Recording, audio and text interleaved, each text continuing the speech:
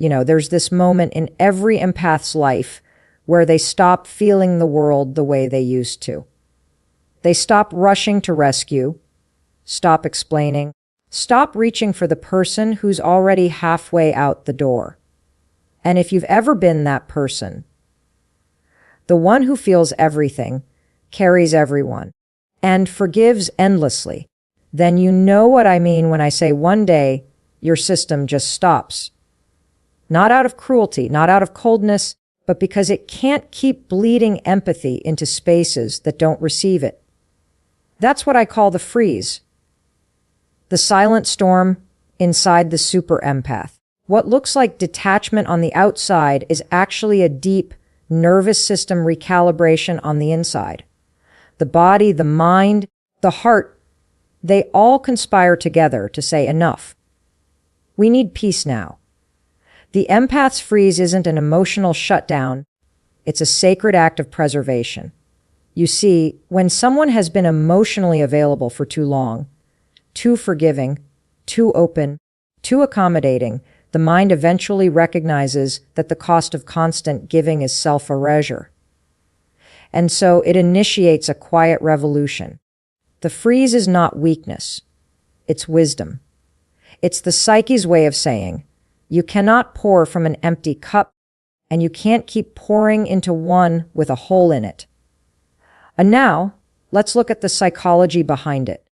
When an empath feels emotionally unsafe, when their feelings are invalidated, minimized, or dismissed, their nervous system starts to respond.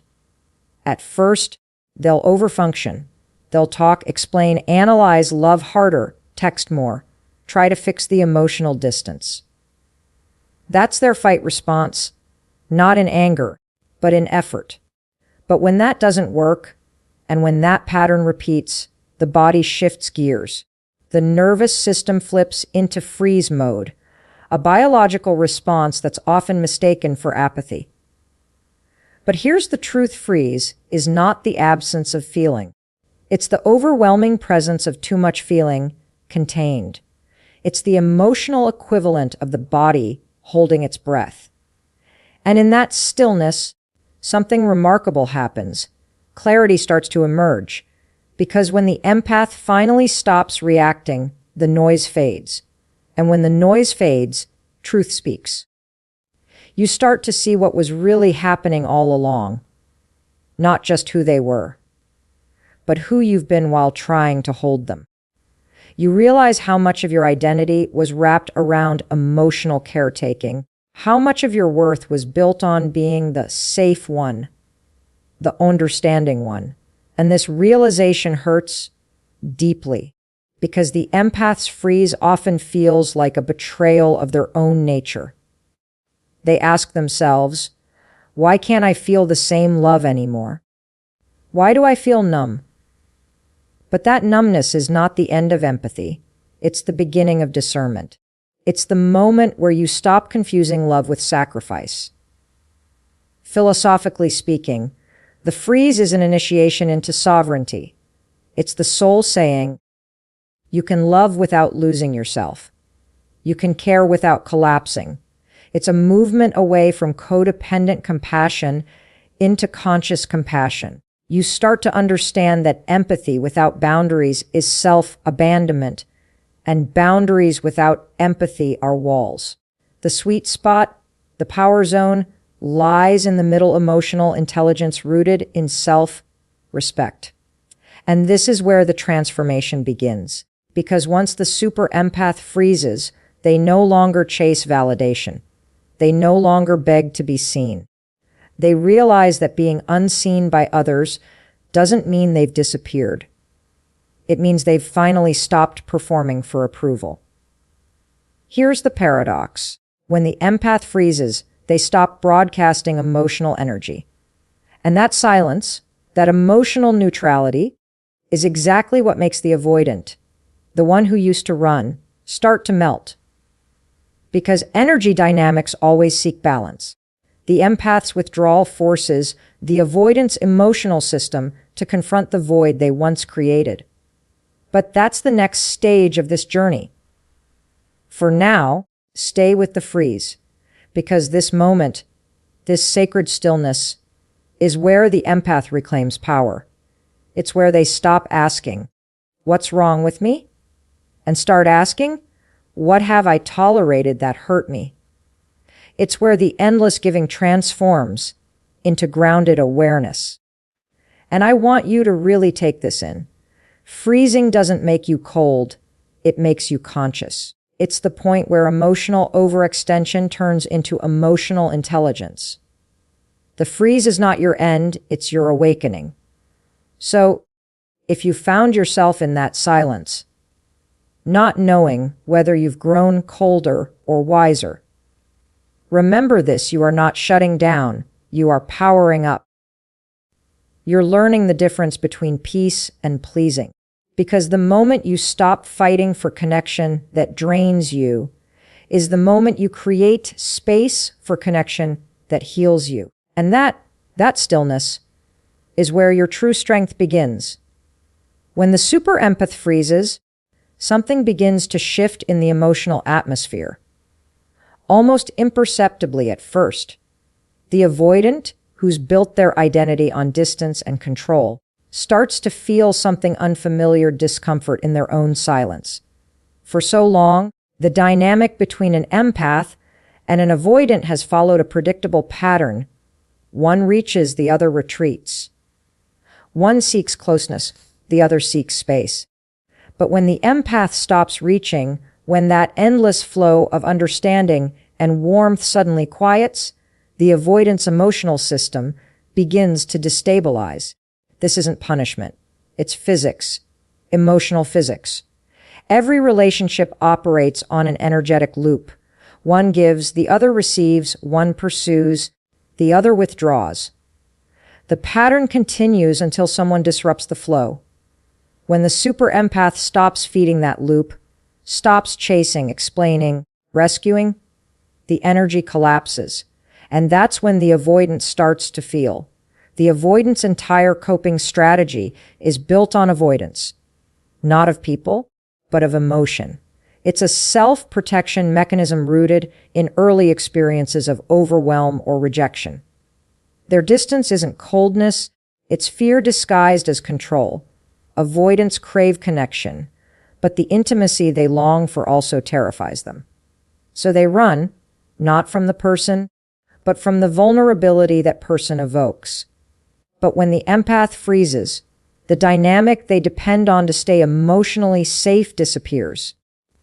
The empath's silence removes the distraction, and suddenly, the avoidant is left alone with the very thing they've spent a lifetime avoiding themselves. At first, they may not even recognize what's happening.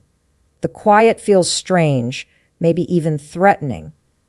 There's no one mirroring their emotions, no one soothing the tension, no one holding space for their walls. The absence of emotional pursuit exposes the emptiness behind their independence. It's not freedom anymore, it's isolation. And for the first time, the avoidant begins to feel the ache they've buried under logic and control. This is where the melting begins.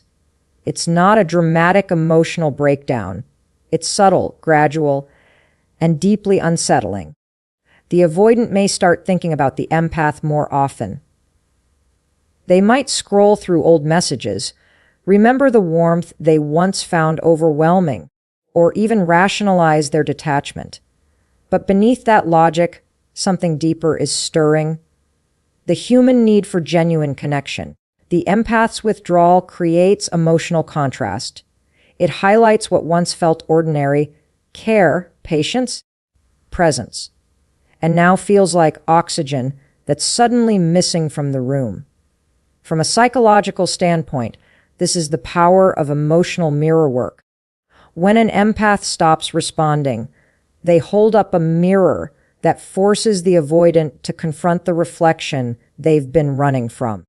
The avoidant sees the consequences of emotional distance not as rejection, but as emptiness. They begin to sense that their safety, the space they've always defended, isn't safety at all. It's loneliness in disguise. Philosophically, it's the collapse of illusion. The avoidance illusion that control equals peace starts to dissolve. The empath's illusion that love means endurance begins to fade. Both are being dismantled by silence. But what's fascinating is how the shift often begins with the avoidant, the one who seemed the least affected. Their emotional system, once numb, begins to thaw in the presence of absence, because you can only hide from love until love stops waiting at your door. And when that door finally closes, you realize you were never trying to keep others out, you were keeping yourself in. And here's where it becomes powerful. When the empath freezes emotion, they stop carrying the avoidance healing. The responsibility returns to where it belongs. The avoidant, for the first time, has to meet their own pain without a translator. That moment of internal confrontation, uncomfortable as it is, becomes the first step towards self-awareness. The melt, then, is not weakness. It's awakening. It's the recognition that emotional detachment has a cost. The cost of connection, depth, and love. And as that awareness grows, something even more profound happens. The avoidant begins to see the empath not as a source of pressure, but as a symbol of peace. The very stillness that once triggered fear now radiates safety. The avoidant begins to melt, not because the empath demanded it, but because silence revealed truth more powerfully than words ever could. If you've ever been on either side of that dynamic, the one who froze or the one who melted, understand this: emotional power doesn't lie in pursuit. It lies in presence. And sometimes the most powerful thing you can do is nothing. Because silence, when grounded in awareness, doesn't push people away. It pulls truth closer. So the next time you find yourself in that stillness, wondering if your quiet means loss, remember this: the absence of your energy might just be the moment someone else finally wakes up to their own. Because when the empath stops chasing, the avoidant stops running, and both finally start to feel.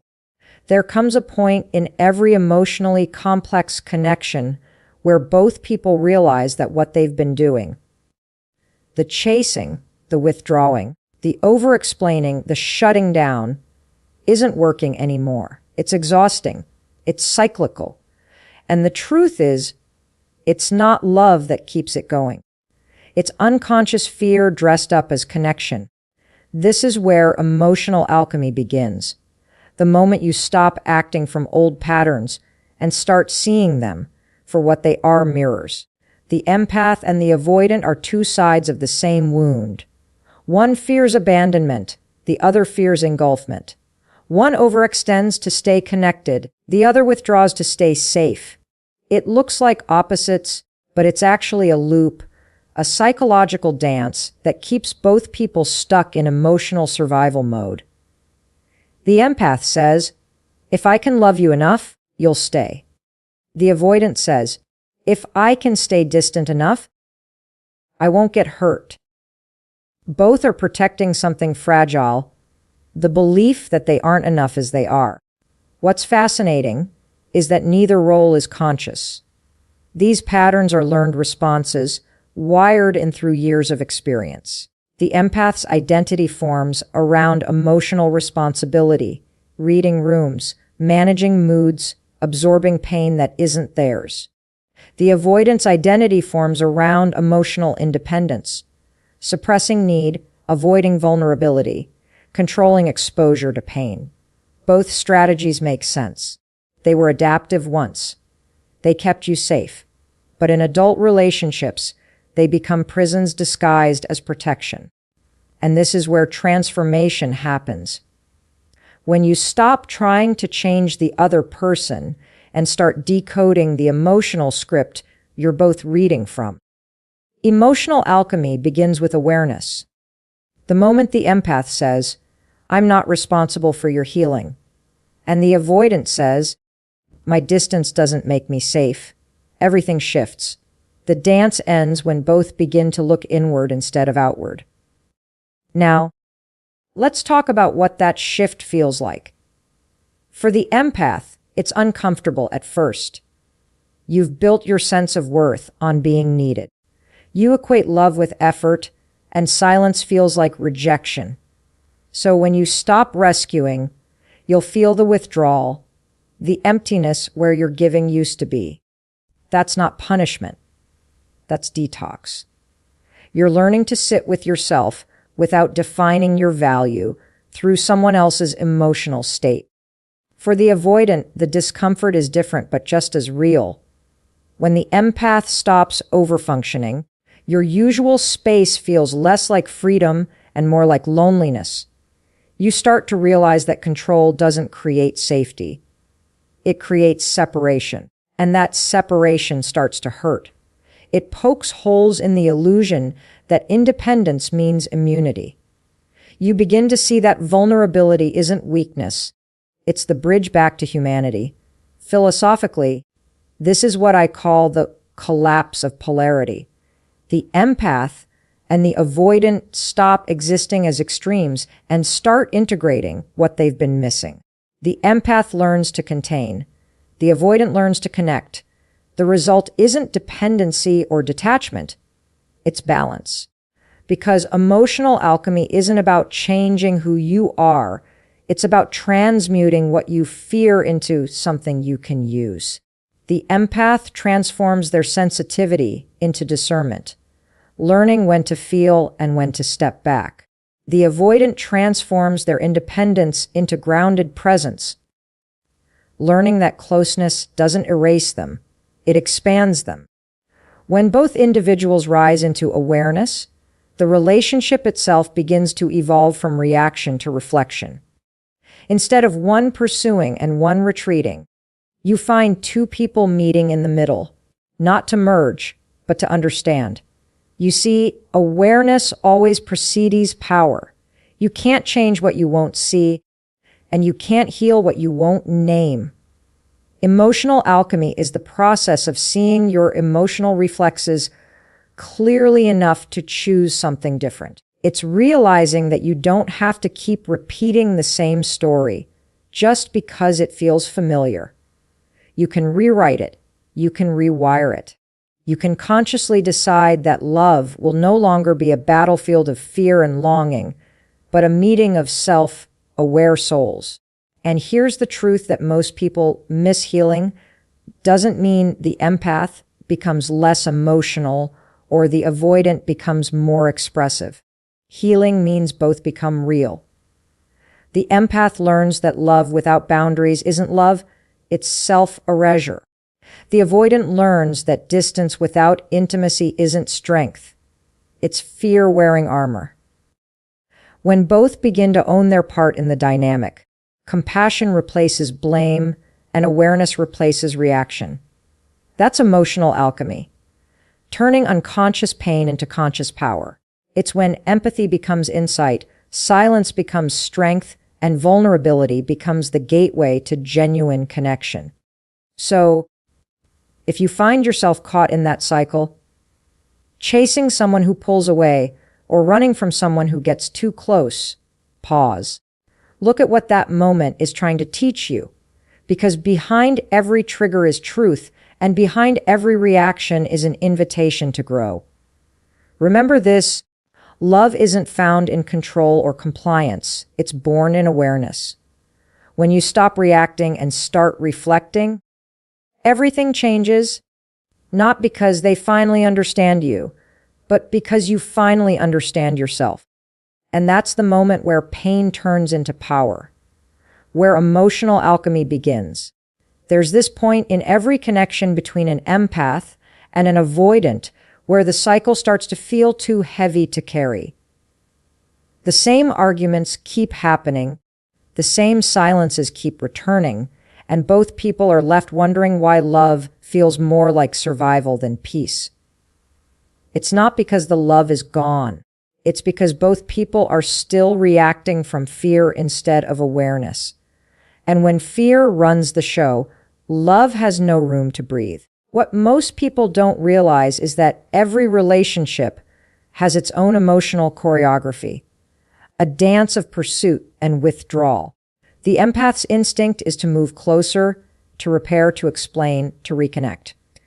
The avoidance instinct is to pull away, to protect space, to regulate from a distance. Both patterns are understandable. They were born out of different childhood environments, different lessons about safety. The empath learned that closeness brings stability. The avoidant learned that closeness brings chaos. So both are doing the same thing, trying to feel safe. They're just doing it in completely opposite ways. Now here's where emotional alchemy begins. When you step out of that automatic dance long enough to actually see it, you start to understand that neither role is right or wrong. They're just reactive. The empath isn't weak, and the avoidant isn't cold. They're both operating from the nervous system, not the heart. They're both trying to protect themselves from the same core wound, the fear of disconnection. The empath's fear says, if I don't hold on, I'll be left. The avoidance fear says, if I get too close, I'll disappear. Both are terrified of loss, one of love, one of self. The transformation happens when awareness enters the room. Because once you can see your own pattern, you can't unsee it. You start catching yourself mid-reaction. The empath starts to pause before sending that long message, before explaining what doesn't need explaining. The avoidant starts to notice the discomfort that rises when someone gets too close, the urge to retreat. That moment of awareness is everything. It's the first step out of unconscious reaction and into conscious choice. From a psychological standpoint, this is the integration of opposites. Every empath has a hidden avoidant side, a part of them that craves independence, but doesn't know how to claim it without guilt. And every avoidant has an inner empath, a part of them that craves connection, but doesn't know how to trust it without fear. When those parts begin to integrate, you stop being ruled by extremes. You stop swinging between too much and not enough. You learn balance. That's the essence of emotional alchemy. Not destroying one part of you to favor the other, but blending both until you become emotionally whole. For the empath, this shift feels like stepping back into your body. You begin to understand that love doesn't require overextension. You start realizing that silence isn't rejection. Sometimes it's clarity. You begin to regulate from within instead of waiting for reassurance from outside. That's real strength. For the avoidant, this process feels like softening into vulnerability. You start to see that being known doesn't mean being controlled. That letting someone in doesn't mean losing yourself. That you can stay and still be free. Philosophically, this transformation is profound.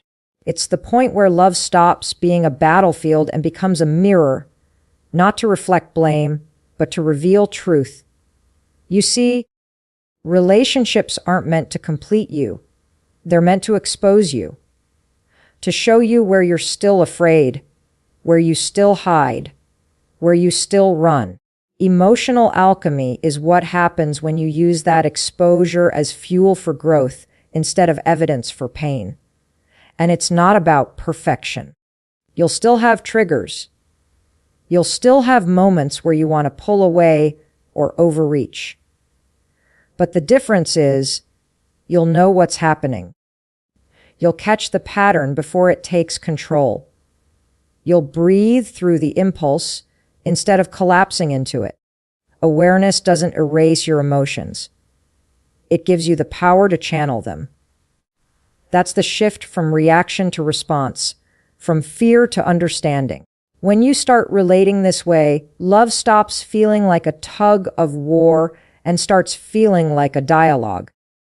You no longer need to prove your worth through effort or defend your freedom through distance.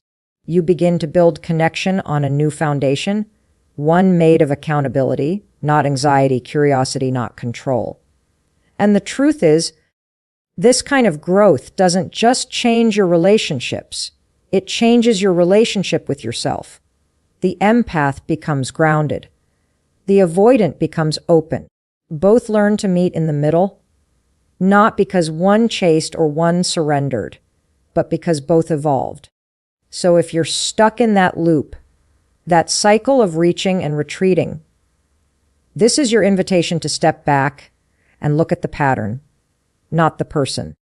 The relationship isn't broken, it's revealing. It's showing you what's unhealed, what's unconscious, what's ready to evolve. Remember this: love isn't supposed to drain you or protect you. It's supposed to grow you. And when you stop reacting and start transforming, you don't just change the relationship, you change yourself. There's a moment in every emotional dynamic where the entire energy structure just collapses. It's quiet, almost anticlimactic. There's no argument, no dramatic ending, no tearful conversation, just a shift. A subtle, powerful recalibration in the emotional field. The empath, who once poured their entire being into the connection, suddenly stops trying to keep it alive. They stop explaining, stop apologizing, stop holding emotional space for someone who never met them halfway. It's not rebellion. It's not revenge. It's release. And that moment, that exact point when the super empath's energy reverses polarity, is when everything changes. You see, energy in relationships is circular. There's always an exchange, give and receive, push and pull, reach and retreat. But what happens when one side stops sending energy into the loop? When the empath steps out of the emotional current, the dynamic loses power. What was once an energetic tether suddenly dissolves. It's like pulling the plug on an emotional circuit that's been running on overdrive for too long. The avoidant, who used to rely on the empath's emotional intensity as both comfort and control, is suddenly left in silence. No signals, no pull, no pursuit. That silence is disorienting, because for the avoidant, the empath's emotional energy was the gravity that gave their distance meaning. Without it, the entire pattern falls apart. The avoidant can no longer define themselves through avoidance because there's nothing left to avoid. It's not that the empath has become cold. It's that they've stopped feeding the illusion. And when that illusion breaks, the avoidant's internal defenses start to crumble too. From a psychological perspective, what's really happening here is the withdrawal of emotional supply. The empath was unconsciously sustaining the connection through their emotional labor, managing both people's feelings, anticipating needs, and absorbing rejection as if it were a challenge to heal. When that stops, the dynamic collapses because it was never built on mutual regulation. It was built on one person doing all the emotional heavy lifting. And here's the truth. The empath's freeze is not indifference. It's integration. It's the moment they realize that silence isn't empty. It's full of truth. It's the moment they understand that their energy, their presence, their emotional availability, all of it, has value. And when you recognize your own value, you stop offering it to those who can't hold it. That's when the polarity reverses. The empath's calm becomes magnetic. Their neutrality becomes power. Because stillness, when it's born from self-awareness, carries a frequency that disrupts every old pattern built on imbalance. The avoidant, who once felt secure in their distance, begins to feel the absence as loss. They start to sense what they once suppressed: longing, curiosity, even regret. The dynamic that once protected them from vulnerability now exposes them to it. The silence that used to comfort them now amplifies the truth they've avoided. They miss connection, but they fear it because it requires surrender. And let's be clear. This isn't about playing emotional chess. It's not about silence as strategy or distance as manipulation. It's about energy finding its balance. When the empath withdraws with consciousness, not resentment, the emotional field begins to purify. The noise of over-explaining, over-giving, and over-functioning fades. What's left is pure resonance, truth without distortion. That's when the real healing starts. Philosophically, this moment represents the collapse of attachment illusions, the realization that you can't force closeness through effort, nor sustain love through sacrifice. Love that requires one person to shrink is not love, it's dependency. When the empath steps out of the emotional role they've been unconsciously performing, they return to themselves. And that return is magnetic, not because it draws the avoidant back, but because it realigns the empath with authenticity. Stillness has a way of revealing what chaos hides. When you stop reacting, you start observing. You start seeing who is truly meeting you and who is only comfortable with your effort. You begin to understand that peace isn't passive. It's powerful, because it forces everything and everyone around you to rise to the level of truth. That's the paradox of this reversal. The moment the empath lets go is the same moment the avoidant starts to feel. When the empath stops filling the silence, the avoidant has to face it. And in that silence, both are given the same opportunity to meet themselves.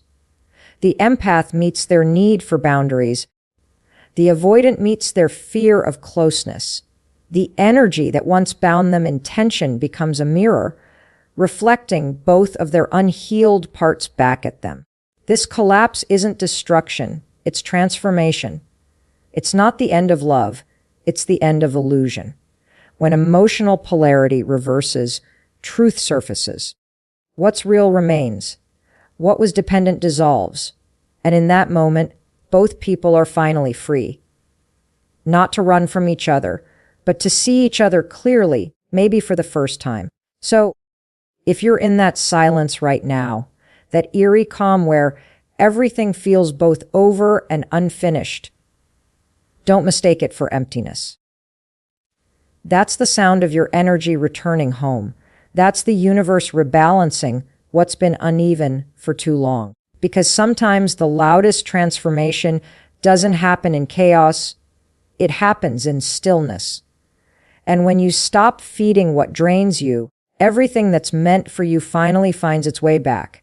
You said, expand key point 5 into a 700-word segment that flows naturally within the overall speech, aligning seamlessly with the other key points. The tone should be intellectual and authoritative, yet accessible, mirroring Mel Robbins' approach. The language should be clear and direct, with a focus on psychological and philosophical depth. Avoid any formal headings, keeping the delivery conversational, as if speaking to an audience in a lecture or interview format. Conclude with a powerful, concise closing statement that leaves the audience with something to reflect on, motivating them to act on the insights shared. ChatGPT said, "There's a crucial distinction that almost no one talks about, the difference between emotional safety and emotional strategy. At first glance, they can look identical. Silence, distance, calm detachment, all of these can appear to mean the same thing. But the intention behind them changes everything. Emotional strategy is about control, emotional safety is about peace. And that distinction determines whether your stillness is an act of self-protection or an act of self-respect. Let's be honest, when you've been in a relationship where your feelings were dismissed or constantly invalidated, detaching becomes a survival instinct. You learn to pull back, to stay quiet, to hold your cards close. But here's the problem: if you're freezing or going silent just to provoke a reaction, that's not healing. That's still playing the same emotional game, just from the other side. Strategy might make you feel powerful for a moment, but it still keeps your energy tethered to the very thing you're trying to move on from. It's not liberation. It's a quieter version of dependence. Emotional safety, on the other hand, is entirely different. It's not about silence to punish. It's about silence to preserve. It's not withdrawal to manipulate. It's withdrawal to recalibrate. When you operate from emotional safety, your choices come from awareness, not reaction. You're no longer asking, how can I get them to respond? You're asking, how can I stay at peace regardless of how they respond?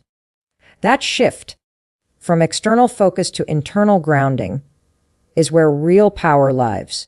For the super empath, this shift is a huge turning point. You've spent years measuring your emotional temperature based on someone else's climate. When they were cold, you tried to warm things up. When they were distant, you closed the gap. Emotional safety begins when you stop trying to fix someone else's regulation and start tending to your own. It's the point where you realize that your calm isn't a tactic. It's a sanctuary. And this is where the avoidant begins to truly feel the difference, too. Because they're used to emotional strategy, used to people reacting to their withdrawal, chasing, proving, pleading. But emotional safety doesn't chase. It doesn't demand or guilt or threaten. It just is. It's stable, grounded, and completely unbothered by reaction. And that steadiness is disarming. For someone used to chaos as connection, peace can feel foreign, even uncomfortable. From a psychological perspective, what's happening here is regulation. When you're in emotional strategy mode, your nervous system is still dysregulated. You're either in fight or flight, trying to regain control through silence, over-communication, or emotional distance. But when you reach emotional safety, your system settles. You're no longer waiting for their text, their apology, their approval. You've created safety within yourself, and that stability changes everything about how you show up in love. Philosophically, this transformation represents a deeper maturity, the shift from relational power to personal alignment. Emotional safety isn't passive, it's profoundly active.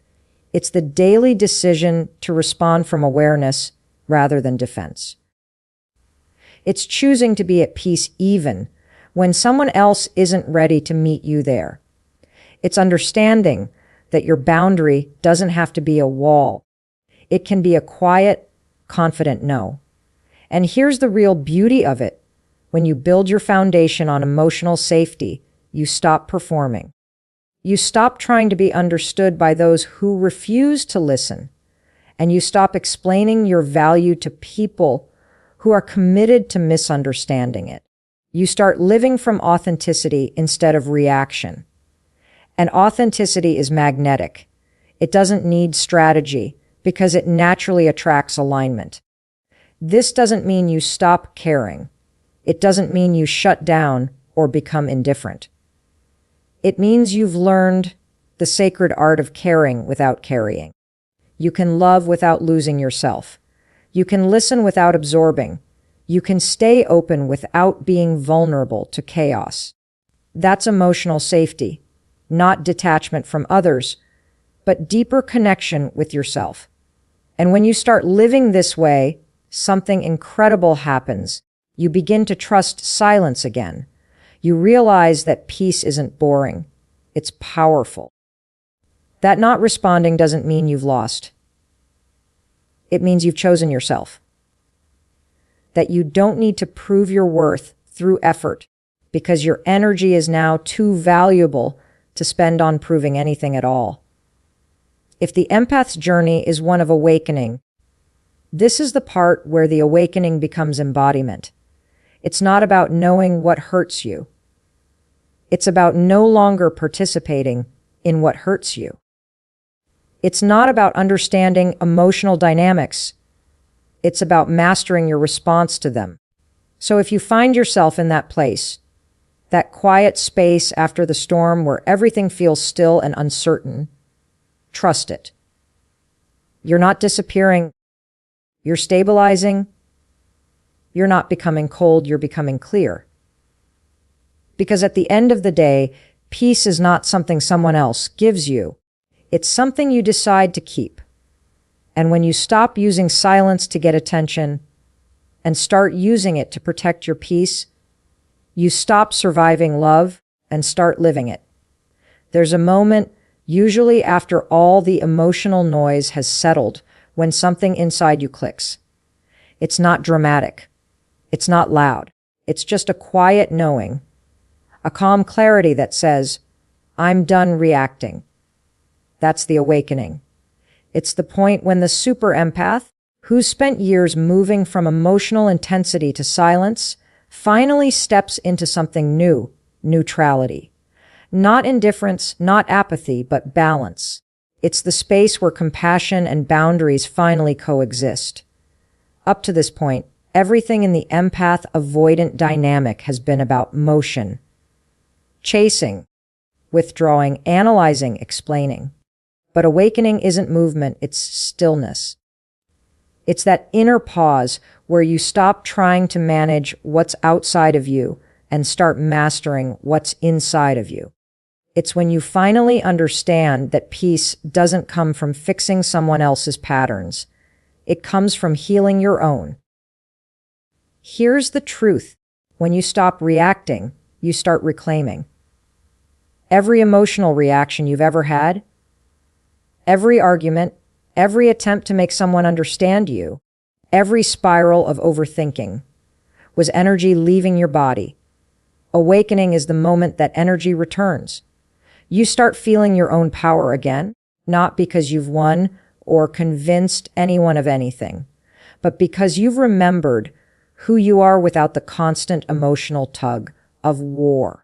From a psychological perspective, this is integration, the merging of emotion and awareness. You're no longer split between empathy and exhaustion, between caring and overextending. You've learned to observe without absorbing. You've realized that understanding someone doesn't mean you have to join them in their chaos. And that's the difference between emotional reactivity and emotional intelligence. One drains you, the other refines you. When this happens, everything around you starts to shift. You communicate differently.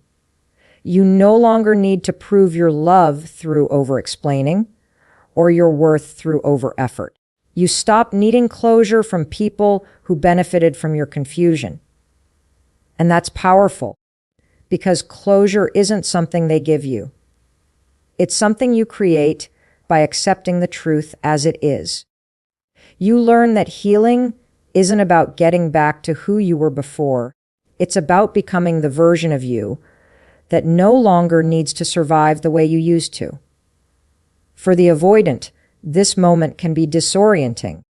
The energy that used to define the relationship, the empath's emotional availability, is no longer there. The game of distance and pursuit is over. What's left is raw reality. And that reality often awakens something deep in the avoidant too, a recognition that emotional safety isn't found in control or escape, but in connection. But whether they rise to meet that awareness or not, that's no longer the empath's responsibility. The awakening is about self-alignment, not outcome. Philosophically, awakening is where the emotional journey turns into spiritual growth. It's where you stop asking, why did this happen to me? And start asking, what is this teaching me?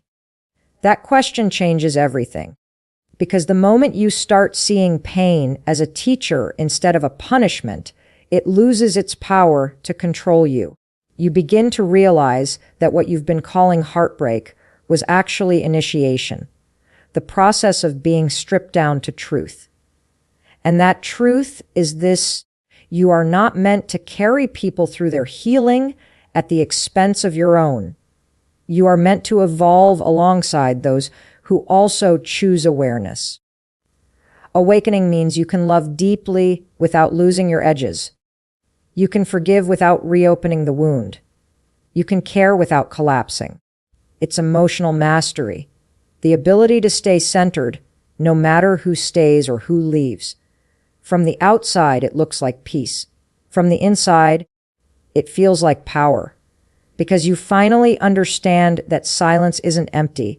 It's full of energy, direction, and wisdom. You've shifted from emotional reaction to emotional radiance. And that radiance doesn't chase, it attracts. You no longer beg for love. You embody it. And here's what's even more beautiful. When you reach this state, you stop seeing the avoidant as the enemy and start recognizing them as the mirror. They showed you where you were overgiving. They revealed the parts of you that confused effort with worth. They mirrored your unhealed need to be needed. Once you see that, you can thank the experience, release the pain, and move forward, not bitter, but awake. Because awakening isn't about detachment from humanity. It's about returning to yourself as a whole, integrated human being. You realize that peace doesn't mean isolation, it means integrity. It's the moment you start living not from trauma, but from truth. So, if you're in that quiet space now, where you're not chasing, not explaining, not proving, don't rush it. That's not emptiness you're feeling. That's expansion. That's the sound of your soul catching up to its own strength.